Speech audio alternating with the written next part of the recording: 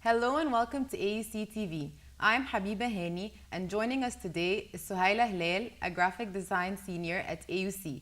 Suhaila is currently showcasing her work at the Sharjah Art Gallery at AUC. Hello Suhaila. Hi Habiba, how are you? I'm good, how are you? Alhamdulillah. It's a pleasure having you on the show. Thank you. Suhaila, can you please give us an overview of what the gallery theme is about? What exactly does it target? Is there a certain topic or idea that it aims to discuss? There are no specific ideas to the gallery itself, to the entire thesis, but the professors, as much as they could, they tried to lead us on one direction, which is to find solutions through design that help our community in any way possible. Okay, can you tell us more about what your project discusses or addresses? My project is a campaign that wasn't launched because I'm waiting for a sponsor to come take it and launch it on a big platform. But my project technically is a campaign that revives the Egyptian manners, because we have a very big problem, which is none of the Egyptians have any manners at all. So I decided that in order for us to solve bigger problems, we have to go to the root problem, which is the lack of manners. So I came up with 50 manners that need to be addressed and need to be talked about and emphasized. And I collaborated with an animator and illustrator to help bring my vision to life. So we designed the 50 illustrations of the manners, and some of them were turned into animations. And I have the campaign ready, and I'm trying to find a sponsor to come launch it for me. Okay, and what are the most significant manners like you discussed in the project? What are some of the stuff that stand out for you? For example, a lot of the people, when they saw close your mouth while chewing, was a very big problem. Sit properly was a very big problem, especially for people who always spend their time in metros and they find people laying around in weird positions. The manners had they were categorized into 3 groups: manners at home, manners in the street, and manners in public places like restaurants and schools. So for example, speak clearly to your teacher, don't put your elbows when you're eating on the table, anything that has to do with these 3 places. Yeah. And why did you choose this topic specifically to tackle? Why this idea of manners? Why didn't you go for something else? Because when my professor asked me, think of a problem that we have in Egypt that you can address, I came up with a lot of ideas, but then I realized that really all I can do is go back to the root of the problem, which is that we need to be able to communicate together in a good way, and if you ever want to live in harmony, we have to, as an Egyptian community, be able to understand one another. And this can never happen if we don't have a base of how to communicate. For communication, all goes back to how you are, how you act, how you talk, how you speak, how you everything with other people. And do you think this idea could easily be like applicable for universities, for example, schools in Egypt? How are people going to perceive it or receive the project? I was hoping that in the gallery, people that work in schools or universities, or people that have are in that kind of field, would come and be interested in the project. And actually, it was a success, because in the opening, a couple of people came that had to do with that kind of field. And they were all very interested in my campaign, because I also did a coloring book. I drew all the 50 manners that we picked. I put them into a coloring book for children to color alongside the text. So a lot of publishers were very interested in publishing my book, and they wanted me to copyright my designs before anything happens.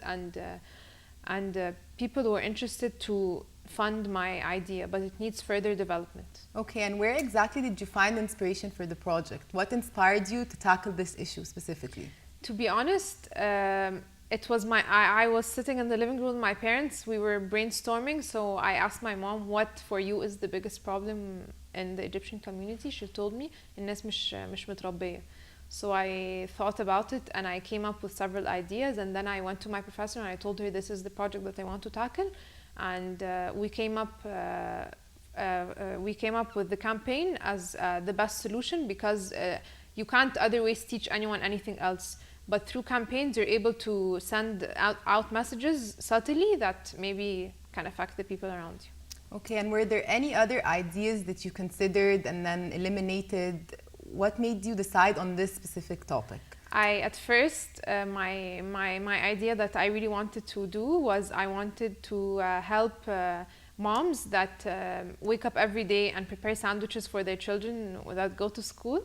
Instead of doing that, I would be the person that would prepare a lunchbox. It would be the food would look fun in a way that it has design through it, but it helps their health and organization and everything. But then when I talked to my professor about it, her name is Dr. Bahia Shihab, she works here. She told me, I want you to look at the bigger picture, look at the entire population. Do you think that your project is going, of course the project that I'm talking about is aimed at children who go to international schools that have moms that have time to wake up and prepare sandwiches. Yes, of course. So she told me, do you think that this is something that is as significant as you would want it to be? Like, you're targeting 1% of the population. Think of an idea that can target the entire population, because that 1%, the rest of the community, they can't even afford getting the food. So your project is very close-minded. Yeah, I understand that, of course. And how long did it take you to complete the project itself? Last semester we worked on the research, and we finished a paper that had to do with everything to do with our initial project and research about it and development and how we were gonna produce our work. Everything that has to do with the entire project, we spent the entire semester researching about it and writing a paper. And then during the summer, some of us worked on it, some of us didn't. And then starting this semester, we went straight ahead and produced the work. And we just finished 2 weeks ago. The gallery opened 2 weeks ago. Okay, and who would you consider your biggest supporter in this project? Who helped you the most complete this and make it come to life? Of course, my thesis mentor, Dr. Bahia Shihab, she's my role model in everything, because she's a very big... she has a very big role in the design world, and especially in the Arab world. So I look up to her in everything, and it was my honor to be able to communicate with her on a daily basis and take her opinion on everything and see how she sees everything that has to do with design, and especially in Egypt. And that's how I was able to continue my project with her support. Okay, and Professor Bahia actually helped all the people that were working for their graduation project. She helped them all out, right? Our thesis group were 40 students, and we were divided into 3 groups with each group with a specific professor. Yeah, my professor was Dr. Bahia. Okay, and from the project that Dr. Bahia worked on and the projects we see at the gallery, which ones are your favorite? I have 2 favorites actually. One of them is my friend Farah al-Shafai. She worked on Egyptian proverbs. She thought about how fun it is, how amazing it is that we have so many creative proverbs in the Egyptian community, but we shabab, we don't use them at all because we don't understand them. But we listen to our grandmas talking about it and our mothers saying it and mentioning it in talks, but we never use it. So she decided to take 100 proverbs and illustrate them and make it into a book that anyone can buy and just know for knowledge.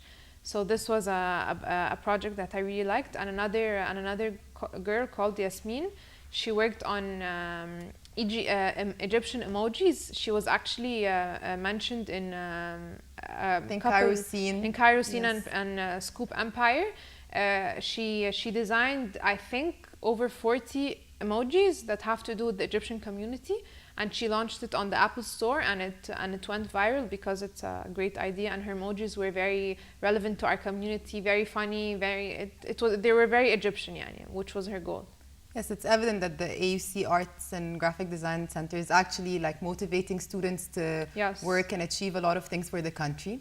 Even though this is the second year of graphic design, second graduating class, we've seen a lot of progress from the first. Yani we've seen more recognition from people, AUC students themselves, the opening, a lot of people showed up. There is more recognition of our work and the design world, especially in Egypt. يعني. Okay, and do you have anything else to add? I'd like to say that I'm very proud that we finally reached our goal, which is to showcase design in Egypt, especially, and show that it's not just something that's artsy and no one understands it. No one understands it, and it's abstract. No, it's something that's significant, and it adds to the community. I want to add something else. Just one more thing. My friend, also called Farah, she worked on redesigning all the ministry textbooks of year 6, and this was actually very significant because each and every project, in my opinion, helped the community in some way or another, and that's how we feel What satisfied. matters, exactly. Exactly. Okay, thank you so much for joining us today. Thank you. It's my pleasure. Thank you for watching. See you next week.